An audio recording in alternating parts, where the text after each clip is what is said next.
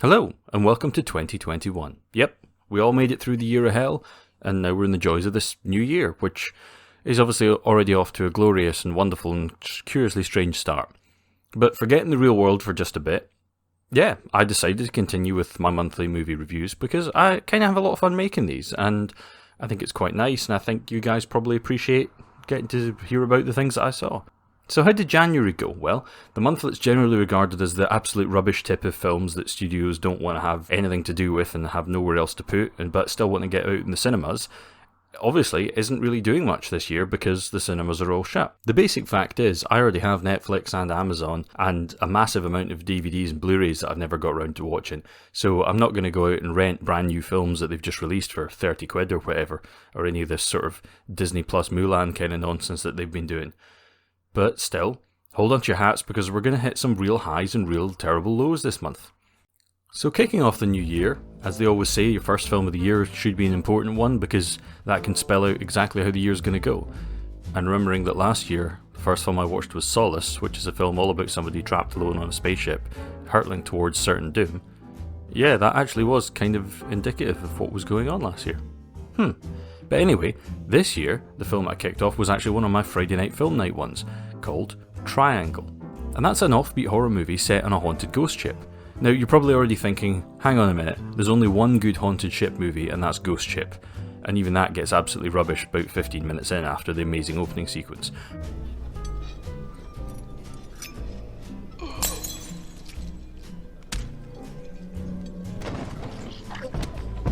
But Triangle turned out to be a really interesting film nonetheless, and it's all about how this group of pals who head out on a day's boating get shipwrecked, and they end up being saved by a giant empty cruise liner. Only pretty soon, it turns out that the main lassie realises something's very wrong on the ship. And I don't want to spoil the mystery because it's one of those ones that unfolds as it goes along, and there are a few interesting turns in it. And it's quite a clever little twist-filled story that feels kind of like an extended episode of The Twilight Zone or something like that. The film's the brainchild of film director and writer Christopher Smith, who's made a few other unsettling movies, for example Creep, and I mean the old film Creep, not the one that just came out a couple of years ago. This is the one that's all about the London Underground and some weird and nasty guy who's hiding out there and murdering people. And he also made the film Severance, which is a black comedy about a bunch of office workers getting mixed up with the Russian mafia while on like a paintballing weekend. And that's kind of a nuts movie. And apparently he made Black Death, but I've not seen that yet. All I know is Sean Bean's in it, so he probably dies because it's Sean Bean. And yeah, I'd give Triangle 4 out of 5. I mean, that's definitely after having thought about it for a bit, because it's a bit of a grower. When I first finished watching it, I was like, okay, that was okay. But the more I thought about it, the more I thought about the things that happened on the movie, the more I thought, actually, yeah, that's a pretty good film. There was pretty clever stuff that happened in that. So yeah, that's my starter for the year. And on the basis of that, who knows? 2021 might actually be a pretty good one.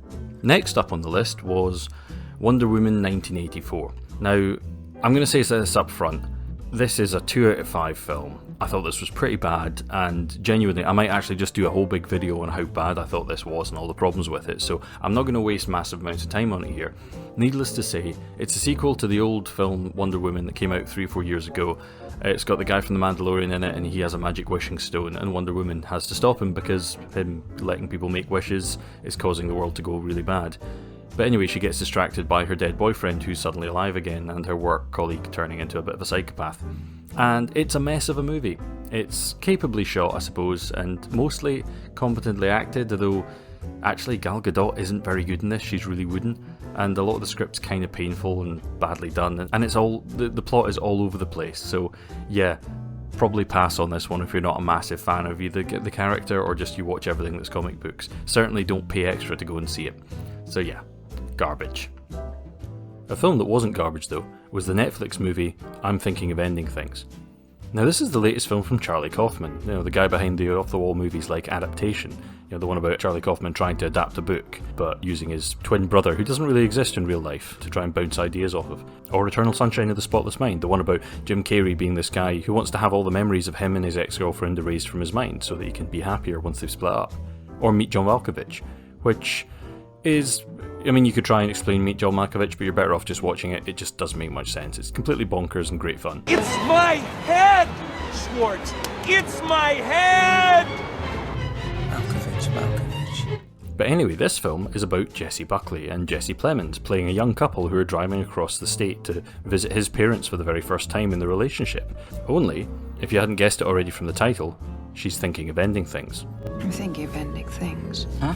Only it's not that simple. I mean, nothing about the film is simple at all. In kind of pretty standard Kaufman style, the movie is never exactly what it seems. It's shot in a really odd way, it's cut in a really strange way in the editing room, and it makes it feel incredibly dreamlike and strange and surreal. There's also a really creepy, sinister side to this, and you actually feel slightly uncomfortable and unsettled watching it because you never know exactly what's going to happen. And the movie delves into a lot of issues like breakups and death and bad relationships and getting older and suicide. I think of ending things. I mean, the last one being the obvious one in case you hadn't picked up on the double meaning of the title. I think of ending things. And then I'm going to say this is easily 4 out of 5.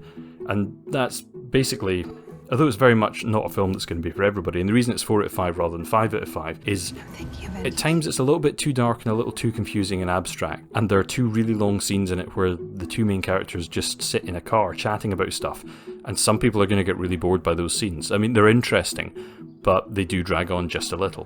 But otherwise, this is how it was always going to end. moving into actual proper horror territory, another film I saw was the old Stephen King movie Silver Bullet, which apparently is based on his short story Cycle of the Werewolf, which I haven't read.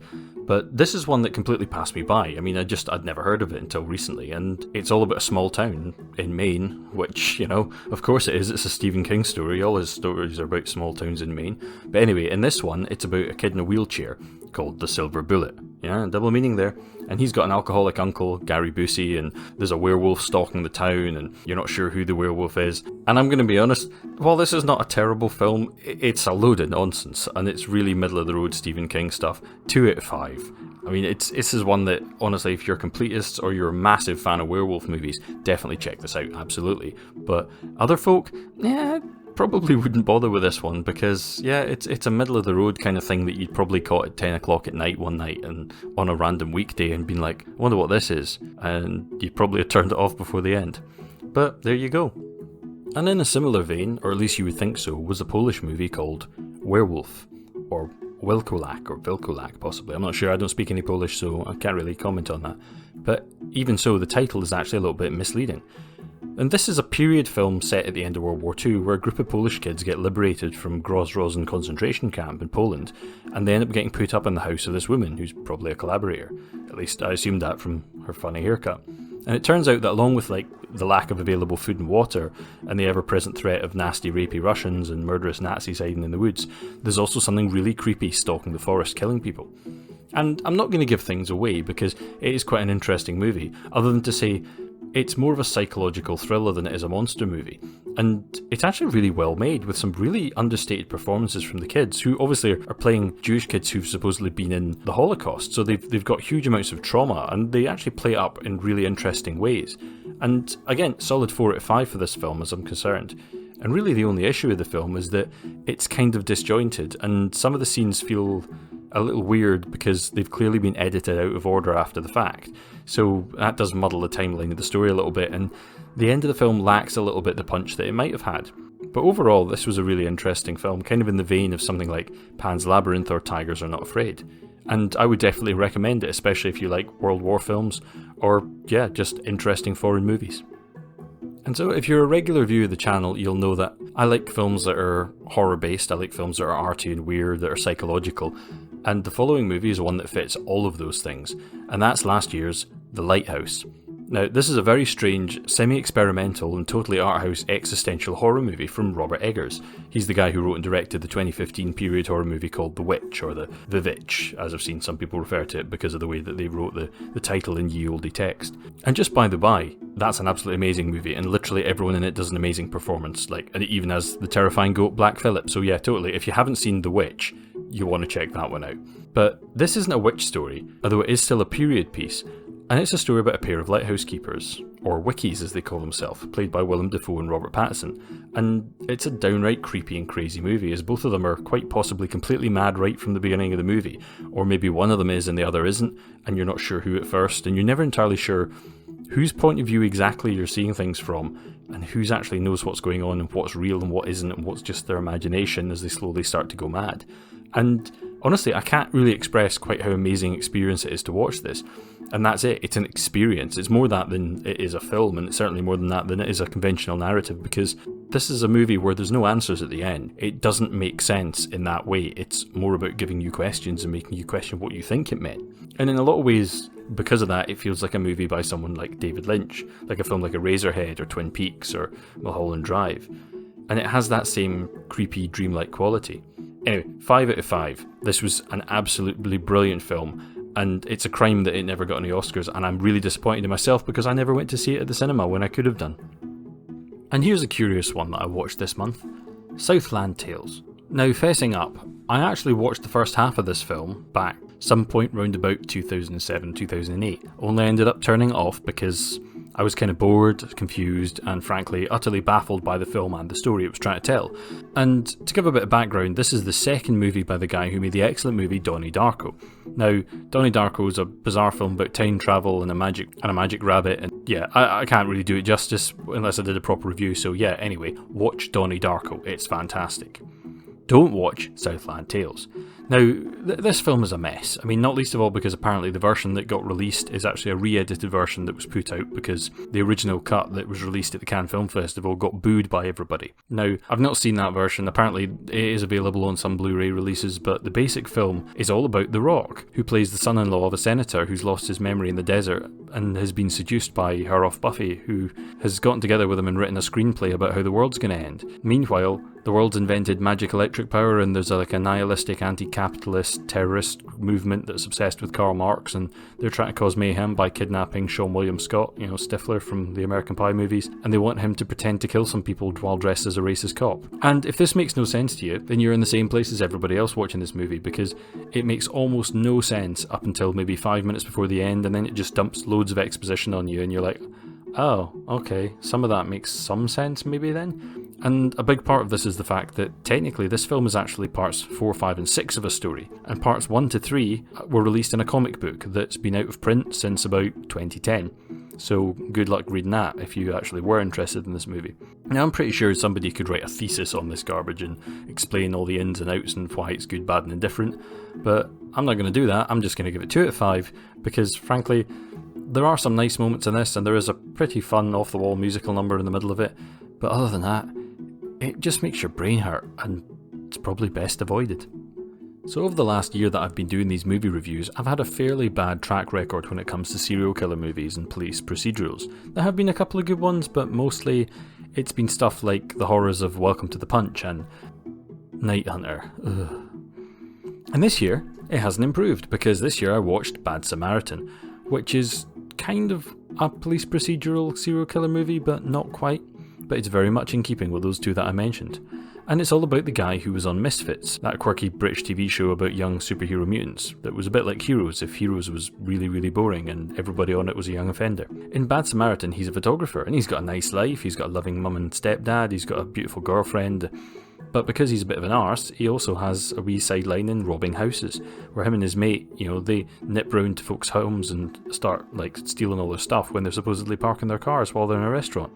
Of course, this all goes horribly wrong where he accidentally robs David Tennant, who's a mega rich trust fund guy, and when he's in there he finds a kidnapped woman locked in the office.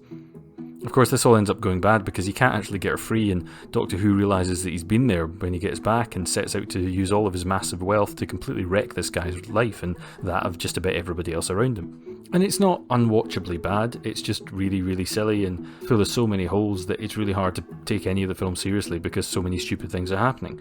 Now, it was better than the other two, much better than Welcome to the Punch, much better than Night Hunter, because it had a few moments of being decent amidst all the completely ridiculous computer nonsense, police doing things that police don't do, lawyers doing things that they wouldn't do, a guy trying to hand himself into the FBI and the police and just being turned around and sent home with a don't waste our time, just so the plot can continue, lest any kind of common sense get in the way of this rip-roaring yarn, which wasn't all that rip or that roaring. So yeah, 2 out of 5 for this, with the caveat that it's better than other films that I've mentioned, but not by much. And another film I watched was an old Viking movie called Beowulf and Grendel. Now, you've probably heard of Beowulf at some point, because, to be honest, it is one of the most famous Viking poems ever written, and it was a heavy part of the inspiration of both the film The 13th Warrior, which is great fun, and the Rohan sections of Lord of the Rings.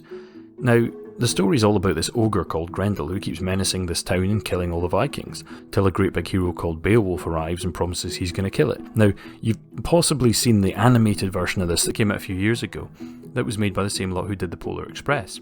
And that's most famous because it had this CGI nearly naked Angelina Jolie in it. Well, this isn't quite the same as that. It does a slightly variation on the story, and it becomes a lot more dramatic and more sort of semi-realistic. And it does still have the ogre in it, and it's in some ways probably a better film than the CGI version, even though if it's kind of mediocrely shot, like some parts are horrible with terrible editing and match cutting, including this moment where I thought a giant had appeared when actually it was just that they edited the shots in a really weird order. But yeah, anyway, it's 2 out of 5. And you're probably wondering, I said it was better than the other one, but why a low score of 2 out of 5? Well, mainly just because I honestly can't think of any reason I would actually want to go back and watch this movie again. I mean, it's not terrible, but it was just kind of boring. I'm sure one day they might make a great version of this story, but the best one is probably somewhere in between, unless you really, really like naked computer game looking Angelina Jolie. And I don't judge. And the last movie I saw in January was this absolutely bonkers piece of total madness. Now, I've seen some cheap and cheerful movies on this channel before, like I talked about Bad Taste, which was from New Zealand, and Bocas from South America. Well, this one's from Uganda, and it's called Who Killed Captain Alex? And this film literally was made for $200. I mean, that's what they said, and it kind of looks like it. I mean, it's nuts. But clearly everybody involved was just a bunch of amateurs having a great time. And the only version of this in existence is one with this kind of weird karaoke-style commentary track over the top, because apparently, the filmmaker deleted the original version of his computer to make his next movie, and this was the only one that they actually had a copy of. So yeah, it's now considered a bit of a cult classic. And the story is all about this Ugandan army leader called Captain Alex, who's kind of like a good James Bond guy, and he spends all his time fighting the Tiger Mafia who want to kill him. And honestly, very little of the plot makes any sense whatsoever. And there's loads of death, loads of shooting, some kung fu, and people seeking revenge. And I can't honestly say this is a good film. It's certainly a lot of fun to watch, especially if you know what you're getting into. If you just want to watch something absolutely cheesy and ridiculous, it's 4 out of 5. I mean, it is one of the daftest fun times you'll ever have. Have a few beers and watch it with some pals. If you like terrible movies, you'll have a brilliant time. If not, just avoid it like the plague. So that was what I watched in January. So thus far, 2021, yeah, off to a good start. And actually February's not been too bad either. I mean, recording this early February, so that's been quite interesting. So yeah, remember, you can always join my Patreon and follow me on Twitter or at the Facebook group. The info is all listed below in the description. So yeah, or just look online for Grumpy Opinions and you'll probably find my stuff no problem. So till next time, these have been my Grumpy Opinions for the movies I watched in January.